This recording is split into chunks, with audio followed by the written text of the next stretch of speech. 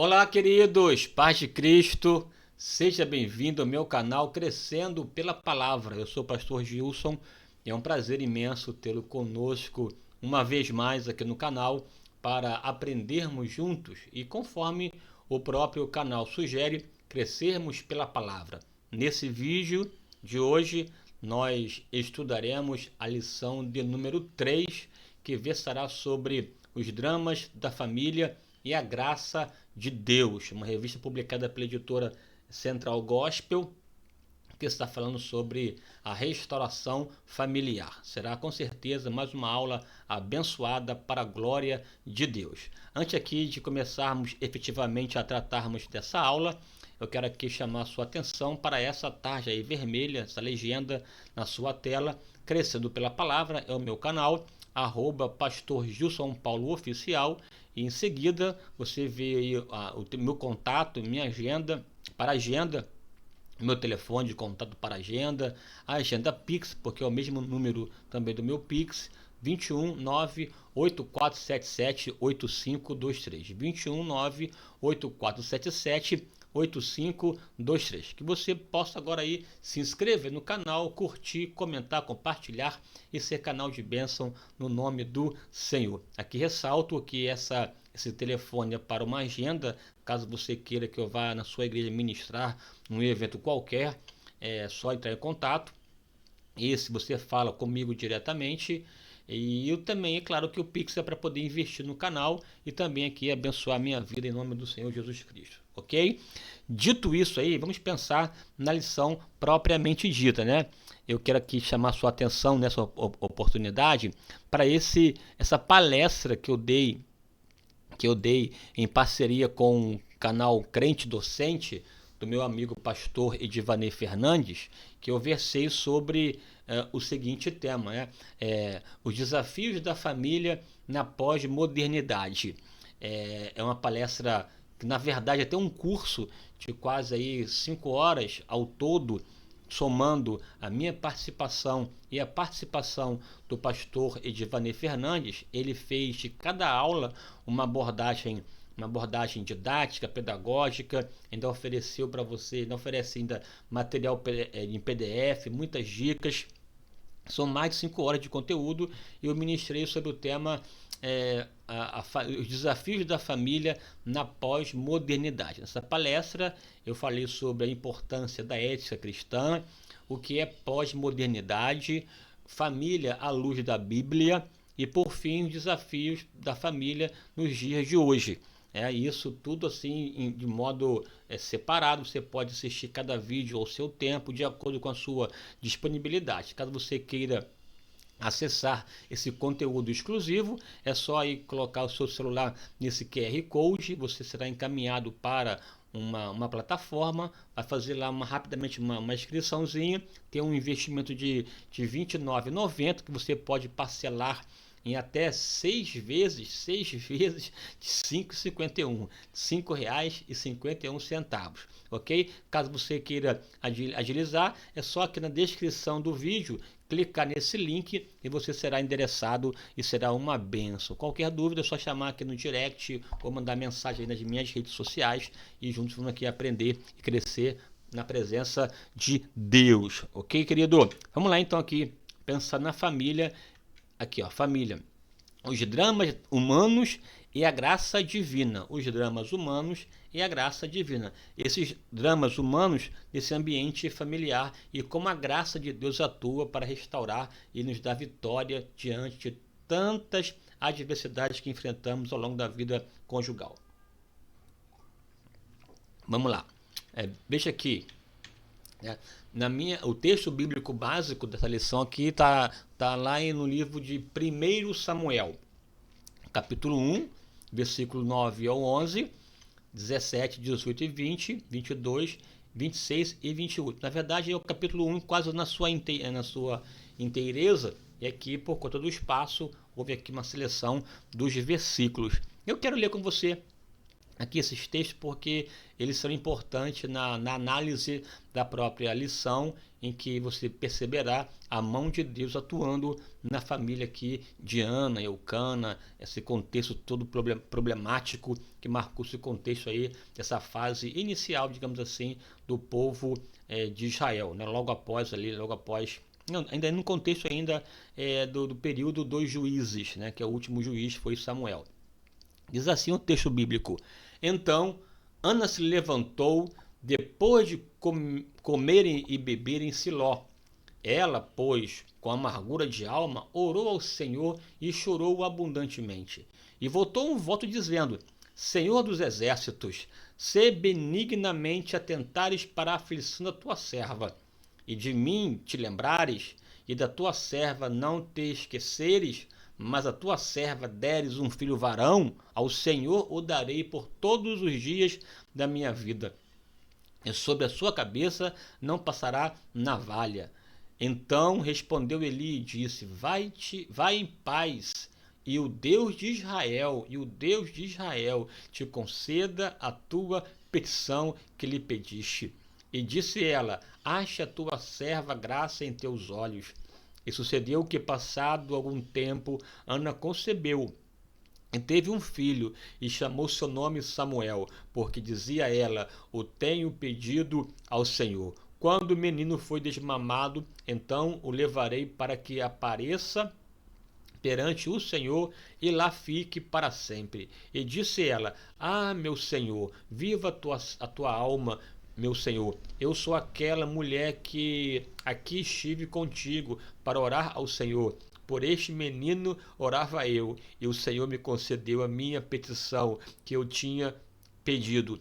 Pelo que também ao Senhor eu entregarei por todos os dias que viver, pois ao Senhor foi pedido, e ele adorou ali ao Senhor. Aqui eu me emociono por tantas questões presentes nesse texto, né, e também pela questão agora momentânea que estamos vivendo sobre esses ataques terroristas, né, ao Estado de Israel, provocado pelo grupo terrorista chamado Hamas, que atua na faixa de Gaza, um grupo terrorista que não quer de forma alguma nenhum tipo de diálogo. A proposta existencial do Hamas, de fato, é promover atentados terroristas contra Israel, porque no próprio estatuto desse grupo terrorista, a proposta é exterminar, acabar com o povo de Israel e, é claro, com alinhamento com homens importantes, a nação, inclusive, do Irã, que vem de modo declarado sempre citando o desejo de extirpar, de eliminar Israel do mapa, e em relação também em companhia, em apoio com o próprio Hezbollah, que atua na parte norte, no atual Líbano, que tem ali essa rede terrorista e que fizeram aí, né, atrocidades, mataram centenas de pessoas, crianças, bebês, mulheres, estupraram, um cenário realmente de chocante. E aqui eu li nesse texto aqui o Deus de Israel. E a minha oração aqui é que o Deus de Israel, o nosso Deus, intervenha, que dê vitória ao seu povo, o povo de Israel, e que o nome do Senhor seja glorificado. É claro que não querendo aqui de forma alguma nenhum tipo de violência, não somos favoráveis à guerra, e inclusive há aquele pensamento: se o inimigo de Israel baixar as armas, haverá paz, mas se Israel abaixar as armas, ele será exterminado. Essa que é a relação. Israel é uma nação democrática. Eu estive agora recentemente nesse ano, né, visitando Israel, e há inúmeras comunidades árabes dentro do território de Israel. Portanto, tem muçulmanos, cristãos, judeus que convivem, a liberdade religiosa, muitas mesquitas existentes no contexto de Israel, a própria organização da Palestina tem territórios que eles administram, não são independentes ainda, mas administram com liberdade por essas regiões, como a própria região de Jericó, enfim, né, tem comunidades mil no contexto de Israel, e portanto é um Estado democrático, e se percebe toda uma narrativa ideológica com vistas a querer destruir esse povo, que tem por direito o acesso àquela terra cuja expulsão aconteceu no contexto do primeiro século, com o Império Romano ao expulsar Israel da sua terra e ficou peregrinando por quase 2000 anos de existência e retornou para lá no ano de 1948, quando então a ONU decidiu criar o Estado de Israel. Vale aqui ressaltar que naquele contexto não havia aí no Estado, nunca houve um Estado palestino naquela região. E vale aqui ressaltar ainda mais um dado importante de todo o território dominado pelos árabes, de modo geral, pela essa cultura muçulmana. Israel representa 0,5% do território, mais de 99% do território ainda nas mãos de países islâmicos. Portanto, não há motivo de guerra para pensar em criar-se um Estado palestino. A própria Jordânia, no seu próprio território, tem mais de 2 milhões de palestinos, que inclusive recebeu aquela terra por uma atitude até equivocada da ONU no contexto da redistribuição daquela região pós Segunda Guerra Mundial, que não é o tema aqui da aula, aqui, só aqui abrir aqui um parêntese para mostrar para você que o Deus de Israel continua operando e com certeza Deus está no controle e ao final de tudo a sua vontade será manifesta. Cabe a mim, enquanto cristão que sou, orar pela paz de Israel, orar pela paz de Israel, porque a Bíblia diz que aqueles que abençoam o povo de Israel será abençoado, Os que amaldiçoam serão amaldiçoados, está escrito, palavra de Deus para Abraão e vida que segue. Pois bem, aqui é um texto que nós vimos aqui e vamos pensar nele daqui a pouco em nome do Senhor. Na minha palavra aí introdutória, eu coloquei assim: a família é responsável pelos aportes materiais, afetivos, sociais e espirituais dos seus integrantes, garantindo-lhes, portanto, o seu desenvolvimento sadio. É a partir dessa instituição divina que se constituem sujeitos, ou seja, em outras palavras aqui, nesse ambiente familiar é que o indivíduo é formado. Essa agência educadora, família, é a primeira agência educativa. É o primeiro mundo que o bebê tem contato, que começa a ter percepção de si e do meio externo e que vai se desenvolvendo, que são inculcados neles, ou nela, na criança, inculcada nela, na criança, as questões relativas aos princípios éticos e morais. Ela vai se formando enquanto sujeito. Portanto, um lar deformado, uma família disfuncional, uma família perturbada, conturbada, gerará de fato filhos também conturbados, porque ela é responsável por esse aporte, esse aparato, tanto do ponto de vista material, afetivo, social e espiritual, e te percebe os reflexos dessa ambiência familiar na formação constitutiva desse indivíduo. E baseado aqui em Ana, que é o texto que nós lemos, Samuel, capítulo 1, 1 e 2, na verdade, entenderemos que quando a desventura bate à porta de nossa casa, a graça divina pode manifestar-se de modo misericordioso dentro dela.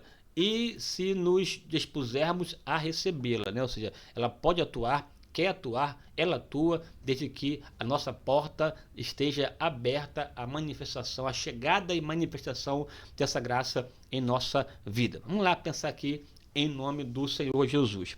Aqui, Ana e seus dilemas familiares. Vamos pensar aqui um pouco nessa questão de Ana, Ana, essa mulher marcante do contexto de Samuel. Aqui, vale aqui ressaltar, antes de avançar aqui, só aqui um dado que é importante. Vou avançar aqui, Ana, descendentes de Levi. Aqui é um dado importante. Ela era, Ana, a esposa, a mulher de Eucana. E Eucana, por mais que morasse na região de Efraim, daí um efraimita, ele era da tribo de Levi. E por ser da tribo de Levi, ele poderia ser sacerdote de modo legítimo. Portanto, Samuel, ele ele exerceu o sacerdócio não por usurpação, não por uma concessão, por uma licença de Deus, não. Ele exerceu o sacerdócio porque tinha autoridade, tinha linhagem, ele era não somente sacerdote da linhagem de Coate. Você sabe que Levi teve 3 filhos, né? Coate, Merari e Gerson. Dos Gerson, Gersonitas, de Merari, os Meraritas, e de Coate, os Coatitas. Todos levitas. Mas dos levitas, o que exercia a função sacerdotal era o coatita. Os coatitas exerciam a função sacerdotal. Portanto, os coatitas, assim, né, seria a fina flor dos levitas. Todos os levitas relacionados ao templo, ao tabernáculo, seja na montagem, condução, desmontagem, preservação dos mobiliários ou no exercício do sacerdócio propriamente dito. E os coatitas que exerciam a função sacerdotal. E Eucana era descendente de Coate. Portanto, Samuel, seu filho, um descendente de Coate, poderia, portanto, exercer o sacerdócio tranquilamente, né? Então, veja que no texto lá que fala que ele é efrateu, porque nasceu nessa região, mas a sua linhagem sacerdotal. Veja aqui o que a Bíblia diz lá em 1 Coríntios, capítulo 6, versículo 27 ao 33. Botei aqui só um fragmento, depois você em casa aí leia todo o texto. Diz assim: Coate, aí tem toda aqui uma descrição do Coate, dos seus descendentes. Coate, que foi o pai de Eliabe, pai de Jeroão, pai de Eucana, que foi pai de Samuel. De Samuel nasceu Joel, o mais velho, e Abias, o segundo. Joel, pai de Amã, até Amã, um dos também escritores lá de Salmo, né? Também aqui descendente direto aqui dos coatitas da linhagem de Samuel, tá? Só para mostrar para você que Samuel de fato era um coatita e, portanto, poderia exercer o sacerdócio, ok? Outra coisa, estamos falando de uma família, portanto, sacerdotal, né? Uma família que iria exercer a função do sacerdote. E mesmo sendo uma família sacerdotal, não estava livre dos dramas familiares, não estava livre dos dramas humanos. Uma família humana e, portanto, suscetível aos mesmos problemas que marcam a vida humana e que não foram diferente, inclusive, na vida de Eucana, já que ele teve uma outra mulher chamada Penina, haja vista a esterilidade de Ana, e naquele contexto a cultura permitia, não Deus, a cultura permitia mais uma esposa quando a primeira não lhe dava filhos, né? Não dava filhos, portanto estéril. Aqui, marcada pela bigamia. O que é bigamia, pastor? É o casamento de um homem com 2 mulheres. Bi, 2 e gamos, casamento. Né? O duplo casamento simultâneo, 2 mulheres. No caso, essa família era marcada por esse problema seríssimo, que nunca foi o ideal, nunca foi do coração de Deus. Deus formou o homem e a mulher, e ambos seriam uma só carne. Deus não fez 2 Evas, e tampouco 2 Adãos. Foi um Adão e uma Eva, que é o princípio da monogamia, que eu vou citar para você daqui a pouco. Tá? E Eucana, tinha 2 mulheres. O nome de uma era Ana e o nome da outra era Penina. Daí que me parece, estou aqui supondo uma conjectura, que Ana fora a sua primeira esposa. Como não dera filhos, normalmente a esterilidade recaía sobre a mulher, né? A mulher que era quase que a culpada por não ter filhos na antiguidade, quando tinha essa ideia da esterilidade, nunca o homem era culpado, e aqui, no tanto, era de fato ela, porque ele se casa com Penina e dela tem filhos e filhas. E isso até gerou mais um problema na convivência, na ambiência familiar de Penina, bem como de Ana, em relação a essa ideia de disputa existentes desse ambiente fragilizado, né? Então, marcado pela bigamia. Aí vem aqui um dado aqui para você sobre os tipos de casamentos que nós encontramos no contexto da sociedade. Existem vários modelos de casamentos, né? E aí, nesses vários modelos, o que mais de fato se consolida e traz benesses para a vida familiar é a monogamia. A monogamia é, sem dúvida, um avanço civilizatório. ao mesmo tempo que é um avanço civilizatório, é o padrão estabelecido por Deus no contexto bíblico, né? Assim, quando, pode perceber, quando um país, um estado defende, pratica, aceita, legaliza, é legalizada a prática da bigamia ou da poligamia, as mulheres são vilipendiadas.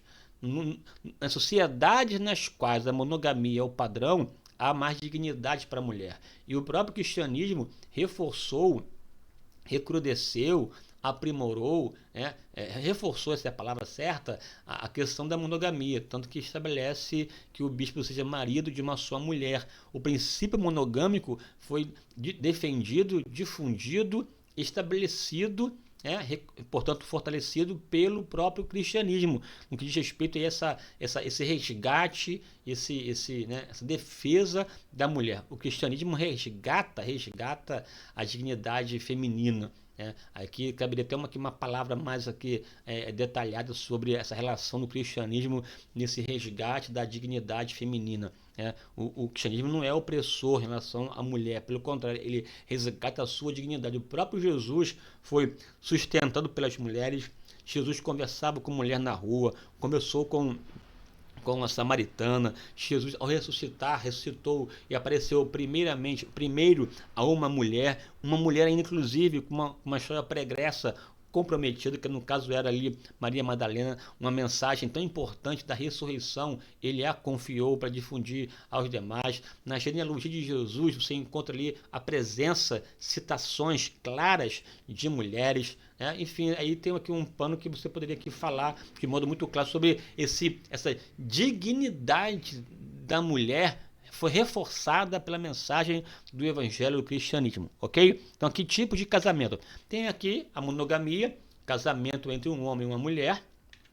A bigamia, casamento simultâneo entre um homem e duas mulheres, ou vice-versa, normalmente sobre um homem e duas mulheres. E a Bíblia cita que o primeiro casal bígamo, a primeira família bígama do mundo, está lá no contexto do livro de Gênesis, em que Lameque tinha duas mulheres. Lameque é esse descendente de Caim, já mostrando que a linhagem de Caim era uma linhagem pervertida, que usava toda a luxúria, a música, esse ambiente promíscuo, inclusive que aceitava no seu comportamento social a prática da bigamia e até inclusive do próprio assassinato, porque ele acaba matando Caim e mostrando toda essa perversidade que vai se desenvolvendo a partir da linhagem caímica, e diferente da que nasce de Sete. Depois que Abel morre, a Bíblia diz que Eva teve mais um filho chamado de Sete, e a partir de Sete começou-se a invocar o nome do Senhor.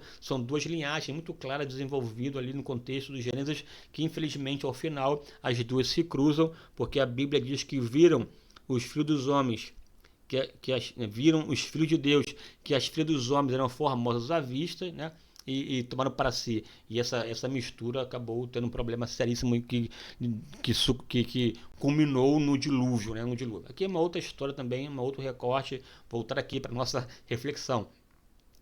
A bigamia, aqui veja, aqui é importante, ela nasce primeiro no contexto lá da família de Lameque. Nós temos outros casos de bigamia no contexto bíblico, aqui no caso inclusive aqui da própria Ana, Eucana e Penina. O próprio contexto de Jacó, que casou primeiramente com Léia e depois com Raquel, também teve problema. Nunca foi da ideia de Jacó casar com Léia, vale ressaltar, a ideia era casar com Raquel, mas Labão, de modo assim, de modo sorrateiro, lhe ofereceu primeiro Lia e depois Raquel, e aí, como era culturalmente aceita, culturalmente, não a vontade de Deus, ele acabou tendo duas mulheres, mas também teve problemas sérios com isso. No caso de Abraão não teve duas mulheres, ele teve casado com Sara e teve relacionamento com a sua escrava, no caso Agar, da qual nasceu Ismael, que também trouxe problemas de comportamento, de história terrível para as gerações futuras. E aí você tem até a prática também não só da bigamia, também da prática da poligamia. Essa poligamia é o casamento simultâneo entre várias pessoas, várias pessoas simultaneamente. Aí ela pode ser a poligenia, estado de um homem casado simultaneamente com várias mulheres, ou o inverso, né? A história de uma mulher casada simultaneamente com vários homens. É mais raro, é mais difícil ter, né? Sociedade tibetana, mais restrita, que tem essa prática de uma mulher casada com dois irmãos, né? Por exemplo. Ou, assim, é incomum, mas tem. Agora, a bem da verdade que o padrão monogâmico é o padrão civilizatório mais avançado. Aí você pode pensar, pastor, do ponto de vista da evolução social, que nós temos de reserva dessa ideia, a monogamia é um princípio de evolução civilizatória. É verdade, há uma gama enorme de pesquisas nessa linha, né? Reforçando a ideia da monogamia. Mas, de sorte que até para nós aqui hoje, pensar em monogamia, em bigamia, poliginia, poliandria, dá até uma ideia assim, de contexto primitivo, antigo, mas é verdade, é antigo e primitivo. Todavia, estamos numa fase, num momento tão complicado, tão denso, em que essas práticas estão sendo não somente resgatadas, como até incentivadas. O negócio está sério, porque há uma ideia aqui por trás disso, que eu vou comentar com você nesse vídeo aqui, porque eu trouxe à baila esse assunto? Porque o texto cita aqui a ideia da bigamia de Ana, Eucana e Penina. E é um tema que aparentemente distante, porque entre nós e Ana, nós temos aí pelo menos, grosso modo, 3.000 anos de distância. 3.000 anos. E 3.000 anos depois, hoje há bandeiras levantadas defendendo, promovendo não somente a bigamia, mas a poligamia. Não somente a poligamia, mas o tal poliamor. Poliamor, né? Esse vários, amor entre várias pessoas, dois homens e duas mulheres ao mesmo tempo, ou, enfim, duas ou mais pessoas, de modo indistinto. Hoje está tão na moda que você vai se assustar aqui nessa aula que tem até projetos de lei tramitando no Congresso nessa perspectiva. Não é brincadeira, Eu vou dizer aqui por que dessa questão aqui. Veja aqui, né? A família é uma instituição divina. E essa família, enquanto uma instituição divina, ela, biblicamente falando, ela carrega 3 marcas importantes. Eu vou aqui citar rapidamente, porque há aqui no meu canal aqui, a primeira aula que eu falei aí é casamento, um lugar em que tudo começa. Nesse vídeo, tem até 2, tem um vídeo desse mesmo título. Uma que é a aula que eu dei aqui gravada, e a outra aula que eu dei na própria igreja, que eu fiz um recorte e coloquei aqui no canal. Então, tanto uma quanto outra você pode assistir, que eu verso sobre família enquanto uma instituição divina. Aí reforço aqui esse tripé que forma a família, à luz da Bíblia. Para ser uma família à luz da Bíblia, o casamento tem que ter essas 3 marcas. Primeiro, a marca da monogamia. Casamento entre um homem e uma mulher. Segundo, a marca da heterossexualidade, casamento entre pessoas do sexo oposto. E a terceira, a marca da indissolubilidade, indissolúvel, uma só carne, até que a morte os separe, pois o que Deus juntou não separa o homem. Esse aqui é o tripé. Então, nessa ideia aqui que você tem a ideia de família à luz da Bíblia. E aí você tem propostas de mudanças dessa questão aqui que o diabo oferece. Por exemplo, a monogamia, ele oferece a bigamia, poligamia, poliginia, poliandria, o poliamor. Para a questão heterossexual, o diabo propõe, né, o casamento entre bonecos, homens, casa com boneca e tal, e vice-versa, relacionamento bestial, né, a zoofilia, aí a própria relação homoafetiva, nesse contexto, para poder ir de encontro ao que Deus estabeleceu. E no que diz respeito à indissolubilidade, divórcio, né, quanto ao divórcio, ele oferece o divórcio. O diabo oferece o divórcio nu e cru, né, essa separação, ou oferece a separação de corpos, a pessoa se mantém casada, porém não tem mais intimidade conjugal, né, separação de corpos, ou a ideia agora mais na moda, que é o relacionamento aberto. se mantêm casados, porém cada um tem liberdade de fazer, de ter novos amantes, de novos amores e de um modo mais livre, né? Essa relação aí aberta que eles falam, que até segundo eles ajudam a vencer o ciúme. É uma coisa do diabo muito forte aí, tudo para poder ir de encontro ao tripé. Aí aqui ressalto, todas as formas que se opõem ao que Deus estabeleceu são danosas, trazem sérios problemas para as pessoas envolvidas e também para a sociedade. Aqui, ó, tal visão faz parte do ordenamento jurídico brasileiro. Aqui é um dado importante, né? Como a cultura brasileira ela é eminentemente cristã, católica ou evangélica, e enquanto valores cristãos ela expressa esse padrão para a família, a Constituição Federal, que é a Carta Magna, né, brasileira, ela expressa essa visão. E na Constituição atual, o que está posto, de fato, é esse tripé: monogamia, hétero e indissolúvel. Só que para cada ponto desse, em função das mudanças que a sociedade vem enfrentando, em função da tentativa de muitos de desconstrução desses valores conservadores, né? Porque conservação tem a ver com a manutenção, e essa ideia do progressista tem a ver com a destruição de padrões conservadores com propostas diferenciadas ou diferentes, tudo com um viés político, ideológico, nessa esteira aí, especialmente agora nesse contexto que estamos vivendo uma guerra cultural muito forte. Aí tentando mudar. Para o divórcio, por exemplo, já há essas emendas que foram feitas que permitem e facilitam o divórcio. É todo um processo de mudança constitucional para facilitar a realização do divórcio. Mas também, não somente querer atacar esse tripé aqui, essa vertente do divórcio, do indissolúvel, também atacar o aspecto da heteronormatividade. Na Constituição Federal, o texto se mantém: homem e mulher. Família, entidade familiar é a união estável entre homem e mulher. O casamento ou a união estável entre homem e mulher. Ponto. Entre homem e mulher. Para abarcar na Constituição as outras formas que nós temos hoje, de casamentos, e torná-los enquanto uma entidade familiar à luz da Constituição Federal, não à luz da Bíblia, não à luz de Deus, era preciso alterar o texto constitucional mediante uma tal PEC, essa emenda constitucional, a partir de um projeto que visa a mudança em uma emenda constitucional, que até agora não foi feito.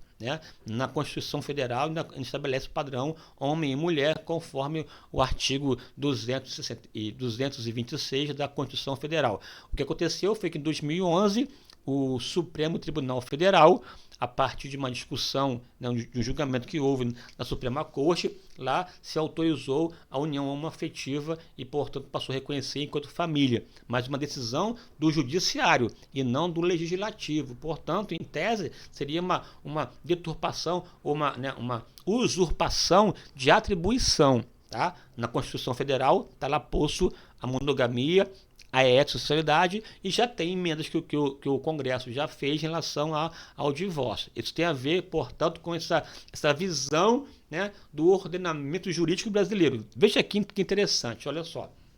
O artigo 226 da Constituição, que fala sobre família. Família, base da sociedade, tem especial proteção do Estado. É importante porque se o Estado reconhece aquela união como família, ele tem um papel de proteger, proteger das condições, subsídio para que essa família exista, proteção na sua inteireza. Tá lá, para efeito de proteção do Estado, é reconhecida a união estável entre homem e mulher como entidade familiar. Mesmo que esse homem e mulher não oficializaram o casamento, mas tem como provar que houve uma união estável entre eles, o Estado reconhece como família. Ao reconhecer como família, tem toda uma questão vinculada de herança, de herdade, de bens e tal, previdenciária, todo um desdobramento jurídico, Daí a importância de reconhecer ou não enquanto entidade familiar, devendo, portanto, a lei facilitar sua conversão em casamento, Casamento. Entende-se também, enquanto entidade familiar, a comunidade formada por qualquer dos pais e seus descendentes. Aqui é monoparental, né? Tem a figura do pai e os filhos, ou mãe e os filhos, ok? Vamos lá. Aqui, ó.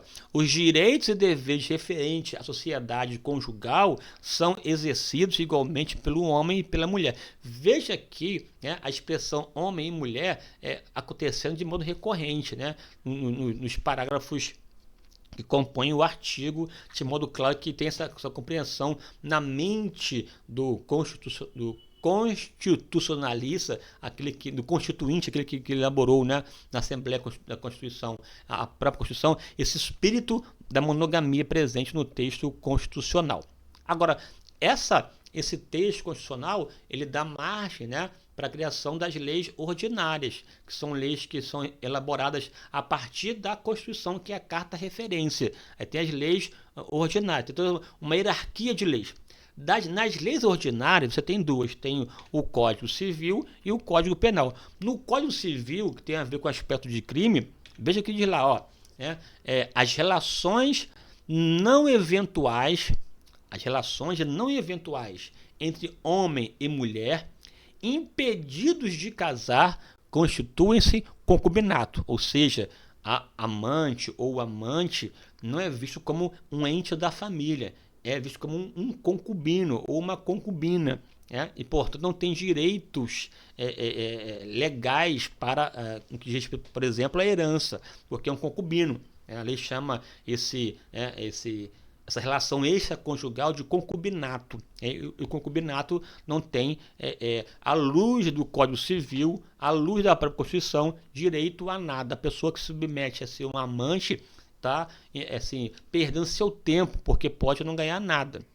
Por que não pode? Porque hoje em dia, infelizmente, né, o texto constitucional tem sido assim, de modo muito doloroso, vilipendiado em muitos casos. Mas aqui, à luz do direito, em tese, está imposto para você. E no próprio Código Penal, que aqui tem a ver com crime, aqui no artigo 235 do Código Penal, diz assim: contrair alguém sendo casado, novo casamento, pena reclusão de 2 a 6 anos. Ou seja, se a pessoa é casada oficialmente e contrai um novo casamento simultaneamente, portanto casou 2 vezes, ela está cometendo um crime.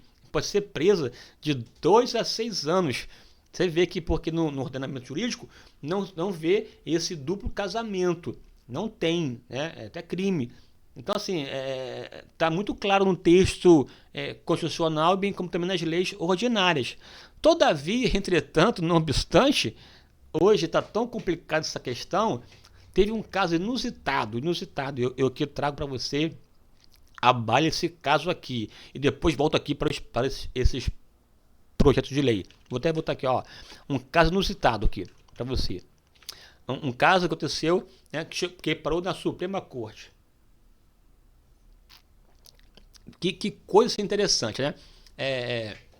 Teve uma família em Sergipe, que casados, né?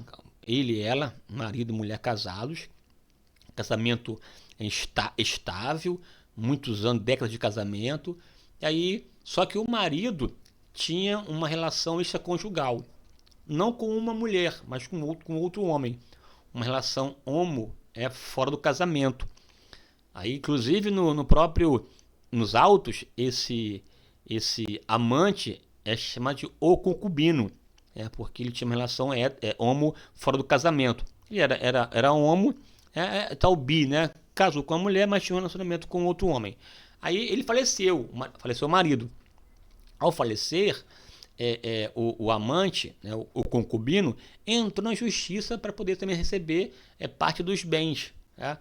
Para também ser contemplado, porque viveu com ele muitos anos, né? Aí não sei ao certo quanto tempo, mas aí estima-se uns 20 anos que tinha esse relacionamento extraconjugal. Esse achou no direito de herança. Seria um absurdo, porque o próprio, viu aqui, né, concubinato, a gente viu que não contempla, não pode casar 2 vezes, porque para ele receber herança, em tese, seria aceitar o duplo casamento, para que ele pudesse ser aceito. Ou a família ser uma família bígama, né? Ou até polígama, e nosso ordenamento não prevê isso. Enfim, ele foi na justiça. Na primeira instância, ele ganhou. Aí a viúva ficou na pilha, evidentemente recorreu para, né, os tribunais superiores.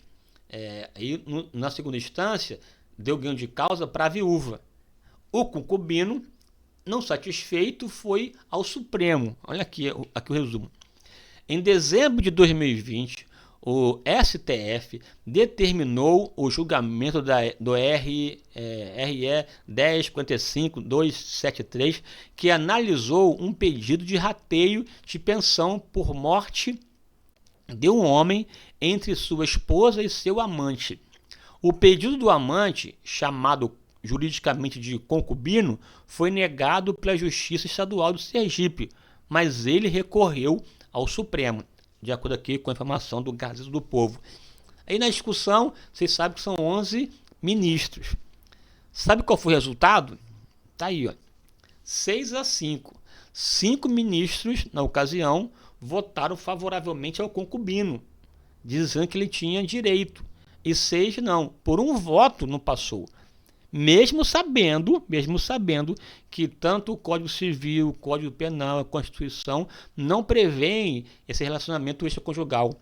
E ali passou de modo apertado, porque a nossa Suprema Corte ela tem, né, uma postura progressista muito intensa, porque o Brasil ficou dominado muitos anos por presidentes de esquerda, progressista, e na indicação para a Suprema Corte indicaram pessoas com esse viés ideológico, né? Infelizmente não houve aí uma assim, digamos assim, né, essa coisa do poder, enfim, dessa mudança que fugiu aqui,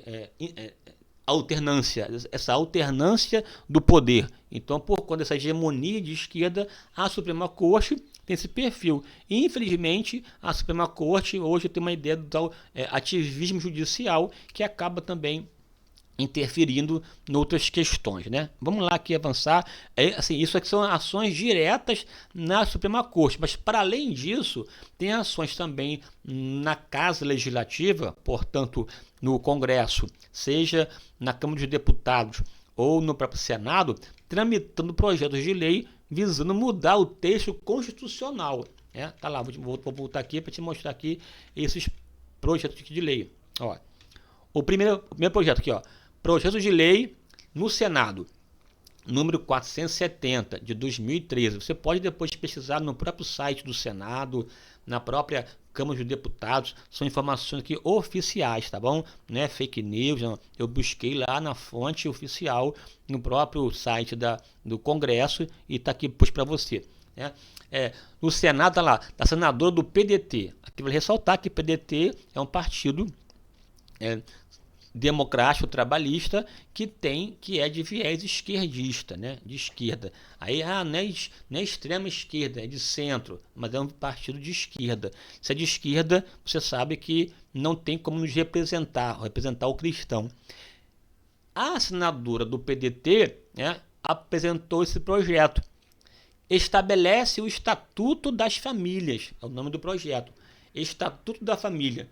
Nesse estatuto, depois você vai lá, depois baixa ele lá e leia na íntegra, está lá disposto. Aqui eu coloquei aqui um artigo para você ver. Está lá, ó, artigo 14. Parágrafo único.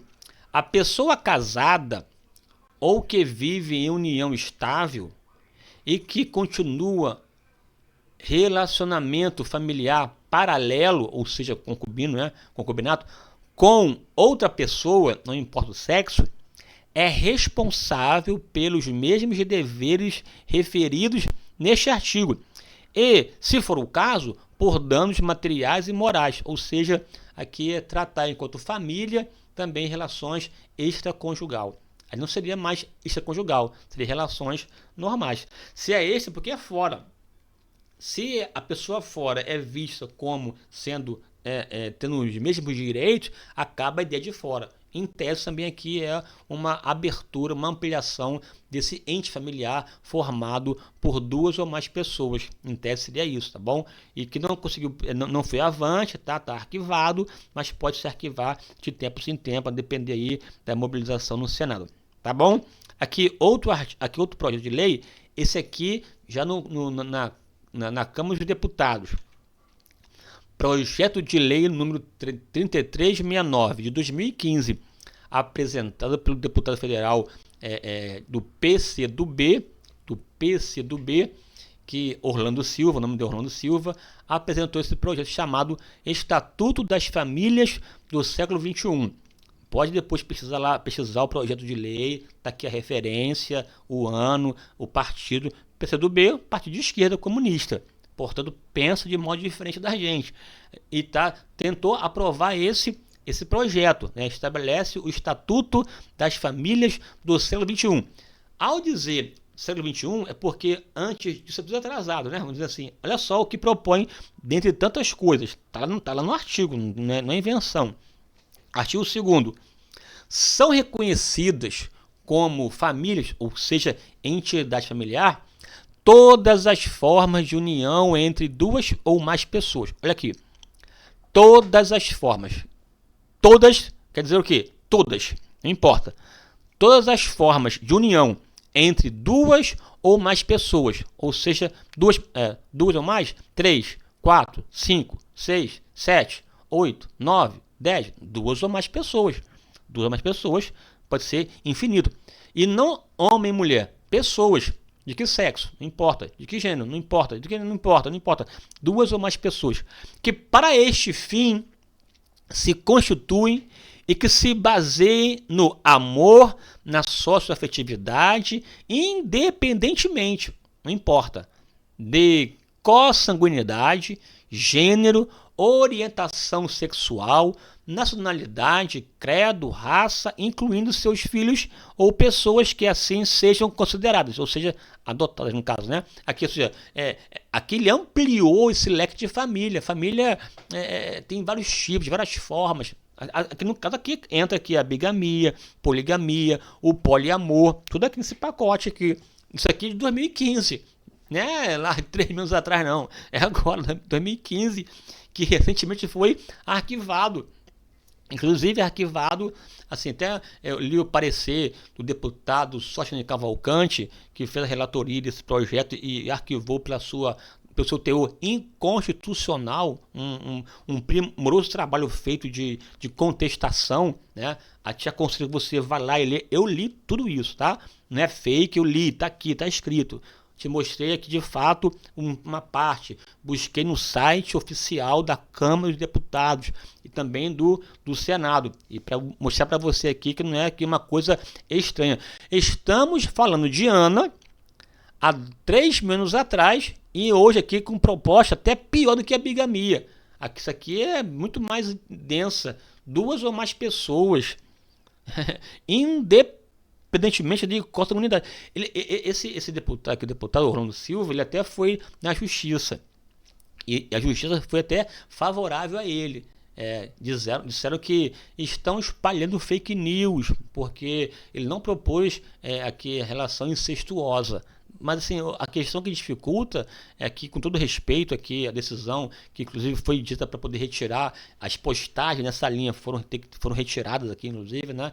É que a palavrinha consanguinidade sugere essa ideia aí da relação incestuosa, né? Que é mesmo sangue. Aqui, vamos avançar aqui.